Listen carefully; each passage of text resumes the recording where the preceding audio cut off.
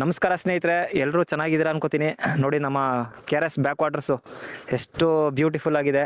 ಈ ವರ್ಷ ನೀರು ತುಂಬಬೇಕಾಗಿತ್ತು ಇಷ್ಟೊತ್ತಿಗೆಲ್ಲ, ಮಳೆ ಇಲ್ದಿರೋ ಕಾರಣ ನೀರು ತುಂಬಿಲ್ಲ. ಆದಷ್ಟು ಮಳೆ ಆಗಲಿ, ನಾವು ನೀರು ಕೊಡೋಷ್ಟು ದೊಡ್ಡವರಾಗಿ ಬೆಳೀಲಿ, ನಮ್ಮ ಕರ್ನಾಟಕದಿಂದ ಬೇರೆ ರಾಜ್ಯಗಳಿಗೂ ನೀರು ಹೋಗಲಿ ಚೆನ್ನಾಗಿ.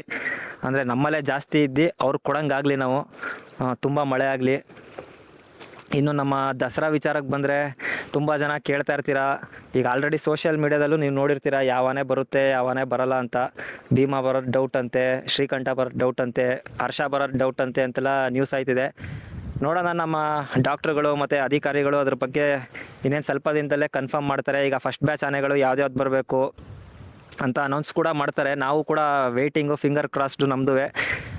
ಇನ್ನು ಭೀಮಾ ಬರ್ತಾನ ಬರಲ್ವ ಅನ್ನೋದು ಅವರು ಹೇಳ್ತಾರೆ. ಈಗ ಯಾವ ಥರ ಅದು ಮಾವುತರು ಕಾವಾಡಿಗೆ ಒಪ್ಕೊಂಡಿದೆ ಮದದಲ್ಲಿ. ಇನ್ನು ನಮ್ಮ ಶ್ರೀಕಂಠ ಬರ್ಬೋದು, ಏನಕ್ಕೆಂದರೆ ಅವನಿಗೂ ಈಗ ದಂತ ಕಟ್ ಮಾಡಿದ್ದಾರೆ, ಮದ ಸಹ ಕಮ್ಮಿ ಆಗಿದೆ ಅಂತ ಹೇಳ್ತಾರೆ. ಅವನು ನಮ್ಮ ಪಟ್ಟದಾನೆಯಾಗೆ ಕೆಲಸ ಮಾಡ್ಬೋದು.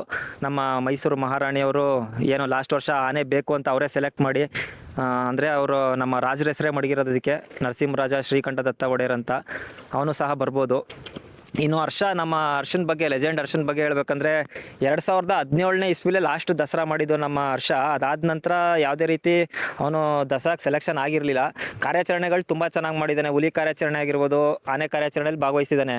ಅಂದರೆ ಹೋದ ವರ್ಷ ಅಲ್ಲ, ಹೋದ ವರ್ಷ 2 ವರ್ಷವೂ ದಸರಾಕ್ಕೆ ಸೆಲೆಕ್ಟ್ ಆಗಿದ್ದ, ಅಂದರೆ ಸಬ್ಸ್ಟಿಟ್ಯೂಟಾಗಿ ಸೆಲೆಕ್ಟ್ ಆಗಿದ್ದ. ಅವನ ಬಗ್ಗೆ ಏನೋ ಜಾಸ್ತಿ ಇದಿಲ್ಲ, ಏನಂದರೆ ಅದು ಕೂಡ ಮದ ಇದೆ ಅಂತಾರೆ. ಲಾಸ್ಟ್ ವರ್ಷವೂ ಮದ ಇತ್ತು. ಅವನು ಸೆಲೆಕ್ಟ್ ಆಗೋದು ನೋಡ್ಬೋದ. ಇನ್ನೂ ಹೊಸ ಆನೆಗಳಿದೆ, ನಮ್ಮ ಲಕ್ಷ್ಮಣ, ಈಶ್ವರ, ನಮ್ಮ ದುಬಾರ ಕ್ಯಾಂಪಿಂದ ಅಯ್ಯಪ್ಪ, ನಮ್ಮ ಮತ್ತಿಗೂಡು ಕ್ಯಾಂಪಿಗೆ ಬಂದರೆ ಪಾರ್ಥ ಸಾರಥಿ ಆಗಿರ್ಬೋದು, ದೇವೇಂದ್ರ ಆಗಿರ್ಬೋದು. ಇನ್ನು ನಮ್ಮ ರಾಂಪುರ ಕ್ಯಾಂಪಿಗೆ ಬಂದರೆ ನಮ್ಮ ಯಾವುದು ಭಗೀರಥ ಇದೆ, ಪಾರ್ಥ ಸಾರಥಿ ಇದೆ. ಪಾರ್ಥ ಸಾರಥಿ ಬಂದು ಒಂದು ವರ್ಷ ದಸರಾ ಕೂಡ ಮಾಡಿತ್ತು 2022ರಲ್ಲಿ ಡೆಬ್ಯೂಟಾಗಿ. 18 ವರ್ಷ ಆವಾಗ. ಅವನು ಮದ ಇರೋ ಕಾರಣ ಅವನ್ನ ಕೈ ಬಿಟ್ಟು ಕಂಜನ್ ಕರೆಸ್ತಾರೆ. ಆದರೆ ಕಂಜನ್ ವಿಚಾರ ಇವಾಗ ಪ್ರತಿಯೊಬ್ಬರಿಗೂ ಗೊತ್ತಿರ್ಬೋದು. ಅವನು ಈ ಸತಿ ದಸರಾಗೆ ಬರಲ್ಲ, ತುಂಬ ಬೇಜಾರನ ವಿಚಾರ. ಇನ್ನು ಆ್ಯಕ್ಚುಲಿ ನಮ್ಮ ಲಕ್ಷ್ಮಣ, ಈಶ್ವರ, ಆಮೇಲೆ ನಮ್ಮ ಶ್ರೀರಾಮ, ನಮ್ಮ ದುಬಾರ ಕ್ಯಾಂಪ್ದು, ಅವನು ಸಹ 2022ರಲ್ಲಿ ದಸರಾ ಮಾಡಿಕೊಟ್ಟು ಕೆಲವು ಕಾರಣಗಳಿಂದ ಅವನು ಸೆಲೆಕ್ಟ್ ಮಾಡಿಲ್ಲ. ಹಾಗೆ ಹೋದ ವರ್ಷ ಅಷ್ಟೇ ನಮ್ಮ ತುಮಕೂರು ದಸರಾದಲ್ಲಿ ತುಂಬ ಚೆನ್ನಾಗಿ ದಸರಾನ ಮಾಡಿಕೊಟ್ಟ ಶ್ರೀರಾಮ, ಅಂಬಾರಿ ಆನೆಯಾಗಿ ಸೆಲೆಕ್ಟ್ ಆಗಿದ್ದ. ನೋಡಬೇಕು ಈ ವರ್ಷ ಯಾವ್ಯಾವ ಹೊಸ ಆನೆಗಳು ಬರುತ್ತಾ, ಇಲ್ಲಾಂದರೆ ಏನು ನಮ್ಮ ಅಧಿಕಾರಿಗಳು 12 ಆನೆಗೆ ಸ್ಟಿಕ್ ಆಯ್ತಾರ, ಇಲ್ಲ 14 ಆನೆ ಬರುತ್ತಾ ರೆಗ್ಯುಲರ್ ಆಗಿ. ನಾನು ಇದ್ರ ಬಗ್ಗೆ ಮಾತಾಡಬೇಕು ಅಂತಿದೆ. ಸುಮಾರು ಜನ ಕೇಳ್ತಾಯಿದ್ರು, ಸರ್ ಈ ವರ್ಷ ಕಮ್ಮಿ ಆನೆ ಬರುತ್ತಂತೆ, 14 ಆನೆ ಬರಲ್ಲ ಅಂತೆಲ್ಲ ಕೇಳ್ತಾಯಿದ್ರು. ನಾವು ಲಾಸ್ಟ್ 10 ವರ್ಷದ ನೋಡಿದ್ರೆ ಕೆಲವೊಂದು ಟೈಮು, ಈಗ ನೋಡಿ ಕರೋನಾ ಟೈಮಲ್ಲಿ ಬರೀ 5 ಆನೆ ಬಂದು ದಸರಾ ಮಾಡಿಕೊಟ್ಟಿರೋದು. ನಮ್ಮ ಅಭಿಮನ್ಯು, ವಿಕ್ರಮ, ನಮ್ಮ ಗೋಪಿ, ಈ 3 ಆನೆ ಇತ್ತು. ಪಟ್ಟದಾನೆ ಆಗಿ ನಮ್ಮ ವಿಕ್ರಮ ಮತ್ತು ನಮ್ಮ ನಿಶಾನೆ ಆನೆ ಆಗಿ ಗೋಪಿ ಇದ್ದರೆ, ಅಂಬಾರಿ ಆನೆ ಆಗಿ ನಮ್ಮ ಅಭಿಮನ್ಯು ಇದ್ದ. 2021ಕ್ಕೆ ಬಂದರೆ ಬರೀ 8 ಆನೆ ಬಂದಿದ್ದ ಅವಾಗ. ಆ ಥರ ವೇರಿಯೇಷನ್ ಆಗ್ತಾಯಿದೆ. ಏನಕ್ಕೆ ಅಂದರೆ ಪ್ರೆಸೆಂಟ್ ಸಿಚುವೇಶನ್ ಏನಿರುತ್ತೆ ಅದ್ರ ತಕ್ಕಂಗೆ ಇವರು ಆನೆಗಳು ಸಹ ಸೆಲೆಕ್ಟ್ ಮಾಡ್ತಾರೆ. ಈ ವರ್ಷ ಬೆಳವಣಿಗೆಗಳೇ ಏನು ಒಂದು ಆ್ಯಕ್ಟಿವಿಟಿ ಆಯ್ತಾರದು ನೋಡಿದ್ರೆ, ನೋಡೋಣ ಎಷ್ಟು ಹೊಸ ಆನೆಗಳು ಕರೆಸ್ತಾರ, ಇಲ್ಲಾಂದರೆ 12ಕ್ಕೆ ಸ್ಟಿಕ್ ಆಗ್ತಾರ, ಇಲ್ಲಾಂದರೆ 14 ಆನೆ ಬರುತ್ತಾ, ಒಂದು ಧೈರ್ಯ ಮಾಡಿ ನಮ್ಮ ಹೊಸ ಆನೆಗಳಿಗೂ ಚಾನ್ಸ್ ಕೊಡ್ತಾರ, ಕಾದು ನೋಡಬೇಕು. ಏನಕ್ಕೆ ಹೊಸ ಆನೆಗಳು ಬರಬೇಕು, ಪ್ರತಿಯೊಬ್ಬರು ಒಂದು ಹೊಸ ಆನೆಗಳಿಗೂ ಚಾನ್ಸ್ ಸಿಗಬೇಕು ಅಂತ ಆಸೆ ಇರುತ್ತೆ. ಈಗ ಮಾವುತರಾಗಿರ್ಬೋದು, ಅವ್ರದ್ದು ಅರ್ಕೆ ಎಲ್ಲ ಕಟ್ಟಿರ್ತಾರೆ. ನಮ್ಮ ಮಾವುತರುಗಳು ದಸರಾ ಮಾಡಬೇಕು, ಕಾರ್ಯಾಚರಣೆ ಮಾಡಬೇಕು ಅಂತ. ಪಾಪ ಅವರು ತುಂಬ ದೇವರಲ್ಲಿ ಅರ್ಕೆ ಕಟ್ಟಿ, ಒಂದು ನಾನ್ ವೆಜ್ ತಿಂದೇನೆ, ಹಾಗೆ ಏನು ಡ್ರಿಂಕ್ಸ್ ಇದೆ ಅದನ್ನೂ ಬಿಟ್ಬಿಟ್ಟು ಅವರು ಚಪ್ಪಲಿ ಹಾಕ್ಕೊಳ್ದೆ ಅವರು ಕಾರ್ಯಾಚರಣೆಗೆ ಹೋಗ್ತಾರೆ ಕಾಡಲ್ಲಿ. ಆ ಥರ ಎಲ್ಲ ಅರ್ಕೆ ಕಟ್ಟಿರ್ತಾರೆ ನಮ್ಮ ಮಾವುತರು ಕಾವಾಡಿ, ನಮ್ಮ ದಸರಾ ಮಾಡಬೇಕು, ಕಾರ್ಯಾಚರಣೆ ಮಾಡಬೇಕು ಅಂತ. ಅವ್ರಿಗೂ ಒಂದು ಅವಕಾಶ ಸಿಗಲಿ. ಪ್ರತಿಯೊಬ್ಬರು ಯಾರ್ಯಾರು ಬರ್ತಾರೆ ಅವ್ರಿಗೂ ಒಂದು ನಮ್ಮ ಮೈಸೂರು ದಸರಾದಲ್ಲಿ ಲಕ್ಷಾಂತರ ಜನ ಆನೆ ಆಗಿರ್ಬೋದು, ಅವ್ರನ್ನ ನೋಡೋ ಒಂದು ಭಾಗ್ಯ ಸಿಗಲಿ ಅಂತ ನಮ್ಮ ಆಸೆ. ಕಾದು ನೋಡೋಣ. ಈ ವರ್ಷ ನಾವು ಸಹ ಫಸ್ಟ್ ಬ್ಯಾಚ್ ಆನೆಗಳಿಗೆ ವೆಯ್ಟಿಂಗು. ಇನ್ನೂ ಯಾವ ಆನೆ ಬರ್ಬೋದು ಫಸ್ಟ್ ಬ್ಯಾಚ್ಗೆ ಅಂತಲೂ ಕೇಳ್ತಾಯಿದ್ರು.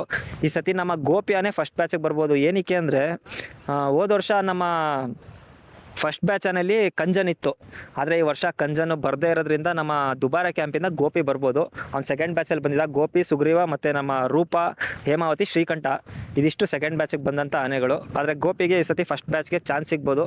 ಕಾದು ನೋಡೋಣ, ಹೊಸ ಆನೆಗಳಿಗೂ ಸೆಕೆಂಡ್ ಬ್ಯಾಚಲ್ಲಿ ಬರೋದು ಚಾನ್ಸ್ ಸಿಗುತ್ತಾ, ಇಲ್ಲಾಂದರೆ 12 ಆನೆಗೆ ಸ್ಟಿಕ್ ಆಗ್ತಾರ, ನಾವು ವೆಯ್ಟಿಂಗು. ಇನ್ನು ನಮ್ಮ ಅಭಿಮನ್ಯು ಬಗ್ಗೆ ಹೇಳ್ಬೇಕಂದ್ರೆ always the king of jungle ಅಂತಾರಲ್ಲ, ಹಂಗೆ ನಮ್ಮ ಅಭಿಮನ್ಯು ಈ ವರ್ಷ ಕೊನೆಯ ಬಾರಿ ಚಿನ್ನದ ಅಂಬಾರಿನ ಹೊತ್ಕೊಯ್ತಾನೆ ನಮ್ಮ ಮೈಸೂರು ಅರಮನೆಯಿಂದ ಬನ್ನಿ ಮಂಟಪ ತನಕ. ಲಕ್ಷಾಂತರ ಜನ ಕಾಯ್ತಾ ಇರ್ತಾರೆ. ಅವನಿಗಂತೂ ಲಕ್ಷಾಂತರ ಜನ ಅಭಿಮಾನಿಗಳಿದ್ದಾರೆ ಆಲ್ರೆಡಿ.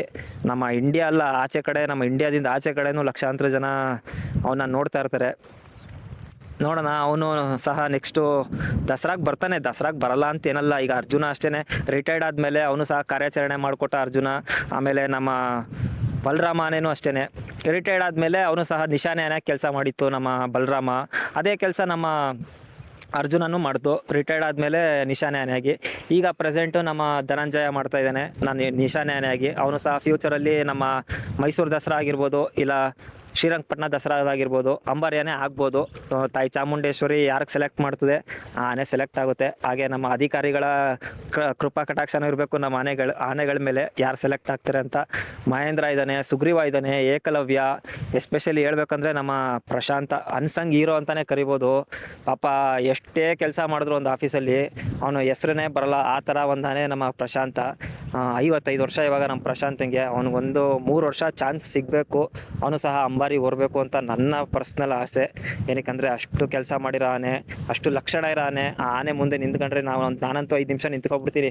ಏನಕ್ಕಂದರೆ ಅದ್ರದ್ದು ಸ್ಟೈಲು, ಮುಖ ಲಕ್ಷಣ, ದಂತ, ಅಷ್ಟು ಒಂದು ಕೂಲ್ ಆ್ಯಂಡ್ ಕಾಮ್ ಆಗಿರೋ ಆನೆ ನಮ್ಮ ಪ್ರಶಾಂತ. ಅವನಿಗೂ ಸಹ ಒಂದು 3 ರಿಂದ 4 ವರ್ಷ ಚಾನ್ಸ್ ಸಿಗಲಿ. ಅದಾದ ನಂತರ ಇನ್ನು ಈ ಬಾರಿ 5ನೇ ವರ್ಷ ನಮ್ಮ ಮಹೇಂದ್ರ ಕಂಟಿನ್ಯೂಸ್ ಆಗಿ ಶ್ರೀರಂಗಪಟ್ಟಣ ದಸರಾ ಓಡ್ತಾನೆ. ಅದಾದಮೇಲೆ 5 ಜನ ರೇಸಲ್ಲಿರ್ತಾರೆ. ನಮ್ಮ ಏಕಲವ್ಯ, ಸುಗ್ರೀವ, ಧನಂಜಯ, ಮಹೇಂದ್ರ ಮತ್ತು ಇನ್ನೊಂದು ಪ್ರಶಾಂತ.